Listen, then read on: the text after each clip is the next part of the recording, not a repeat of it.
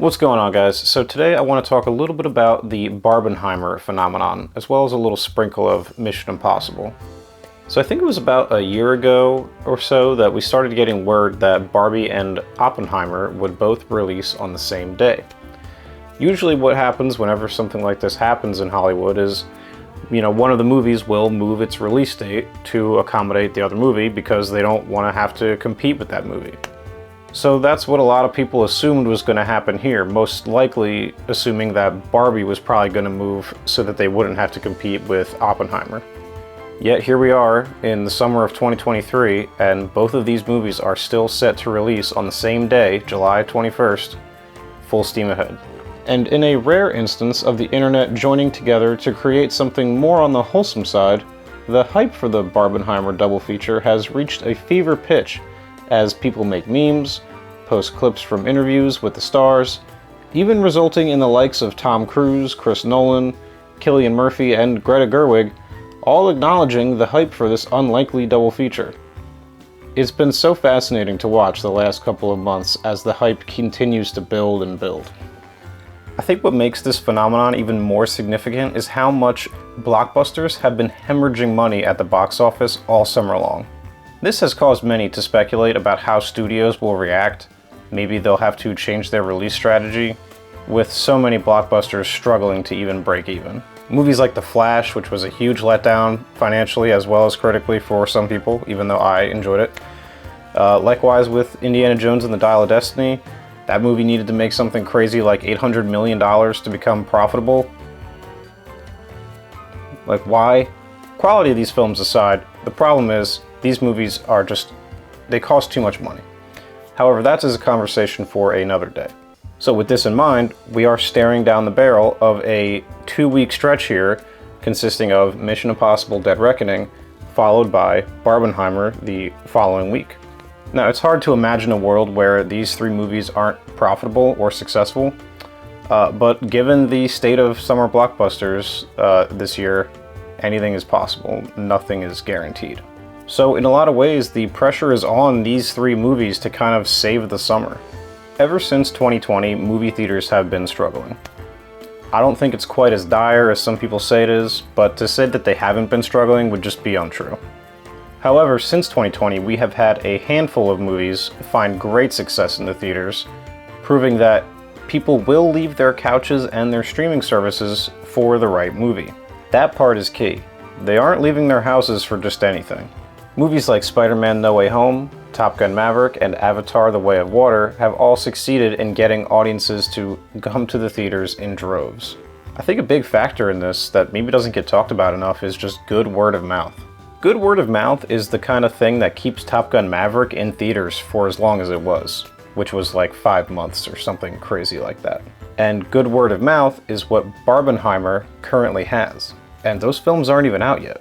What I find kind of fascinating is that the films themselves don't seem to have a ton of hype. It's the event of seeing both films together that has generated a lot of hype.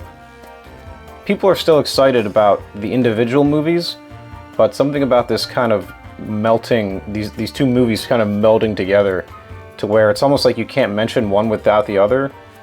That's kind of where the hype is stemming from for a lot of people.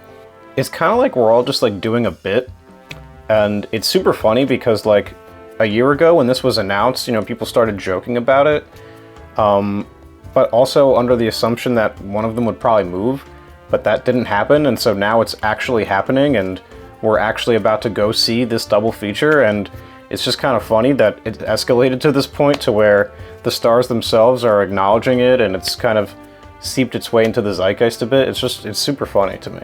Okay, I have to sign it on this side. I hope you meet Cillian Murphy and he can sign the other side.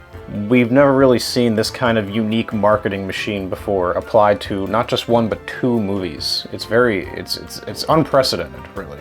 Now the curveball in all this here is Tom Cruise. It's interesting because a couple weeks back I remember hearing that Tom Cruise was very frustrated at the fact that he was going to lose a ton of IMAX screens to Oppenheimer, giving his movie only a week to play before getting swept over to other competitors, which has actually caused his movie to release on a Tuesday rather than a Thursday, just giving him even more time, which I've never seen or heard of anything like that happening before. So that just kind of speaks to the pull, I think, that Tom Cruise has in Hollywood these days. Just a little aside there. But so, despite that frustration, Tom Cruise has been super cool about the whole thing and has actually kind of bought into the hype a bit as well. You know, it's kind of like he's just like me for real situation. A picture was released not too long ago of him and Christopher McQuarrie both having done the Barbie Oppenheimer double feature, which was super funny to see. Which just serves as another reminder in a slew of reminders that Tom Cruise does this for the love of the game. He wants to see all movies succeed in theaters, not just his own, and if that means that Barbie and Oppenheimer take some of his screens, he's still down with that. It kind of gives me this impression that, you know, if movies in general are winning, then they're all winning, you know? Those of us who will see a lot of movies are gonna see Mission Impossible, and we're also gonna see Oppenheimer, and we're also gonna see Barbie. And I think that's a beautiful thing, you know? It doesn't matter what kind of the movie it is, you know, if it's a perceived as a girly movie like Barbie, which is, you know, silly to even say in air quotes like that, because that seems like it has kind of a universal appeal. And conversely, Oppenheimer, which, you know, could be seen as somewhat of a film bro movie. So despite that, despite how different those two movies are, I think it's really interesting and just cool that people are going to come out in droves to see both of them. And I think Tom Cruise also thinks that that's pretty cool, so there's that. People like you and me, you know, who probably go to the movies a lot, we were going to see both of these movies more than likely, regardless if they came out on the same day. And I think it's interesting because most casual moviegoers probably know who Chris Nolan is, but they probably don't know who Greta Gerwig is by name. You know, those of us who watch a lot of movies will know, and if you're a fan of either of these filmmakers, then you're probably gonna be incentivized to go see whatever their next movie is. You know, Nolan movies feel kind of like an event whenever they come out. You know, they're very exciting in that way.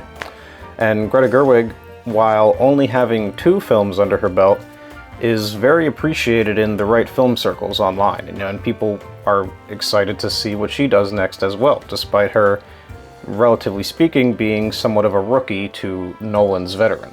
So I think this juxtaposition of rookie and veteran is kind of what makes the premise of a Barbenheimer double feature so appealing and kind of funny and ironic to a lot of people. You know, like a rookie and a veteran, it's you know, there's a reason that people love a good buddy cop film, you know.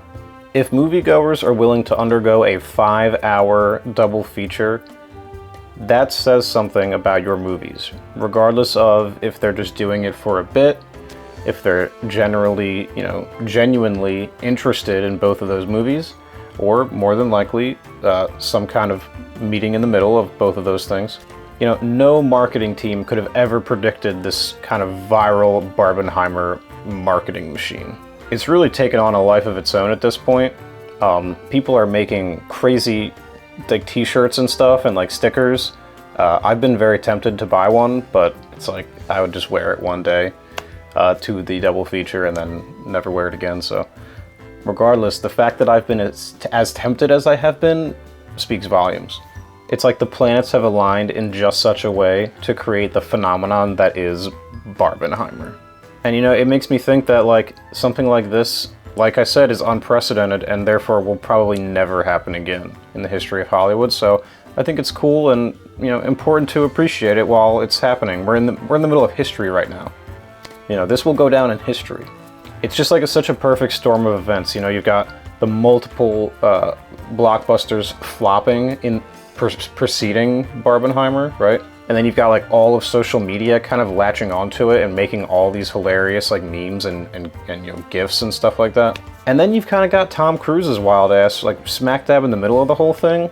And, you know, him as like a spearhead for like going to see movies in the theaters in the wake of Barbenheimer, kind of like he's there a week earlier to kind of get people warmed up. And I think it's really going to create for this awesome like trifecta of just like summer blockbuster redeemed, you know, because prior to this, it hasn't been going well. Regardless of what you think about the quality of the movies that have come out this summer, the box office is a whole different story. You know, so for a lot of people, these 3 movies are some of their most anticipated movies of the year, or even just the summer. So hopefully this represents like a turning point in the summer blockbuster shift, and hopefully results in a big box office return for these studios that have, up until this point, been hemorrhaging money. You know, just absolutely bleeding out money. You know, as I'm sitting here writing this, Twitter and social media is just flush with the marketing machine of this movie has reached fever pitch. We are like 10 days out, I think, at this point. And there's clips of a Ken song from the movie, just a full song being released, which I don't want to watch that personally. I want to see that in the theater. But they're doing it to like continue to drum up this hype, which is awesome. You've got reports from AMC that 20,000 people have already purchased tickets for the Barbenheimer double feature. And that's just AMC, you know, that's not even counting any other chain. So like, that's pretty insane. And then you've got tons of press with Tom Cruise, you know, promoting Mission Impossible here in the wake of that coming out tomorrow at the time of recording this. And it's all just kind of made all 3 movies, it's kind of fused all of their marketing and all of their hype, and for me at least, I don't know if this is true for others, but that's the vibe that I get.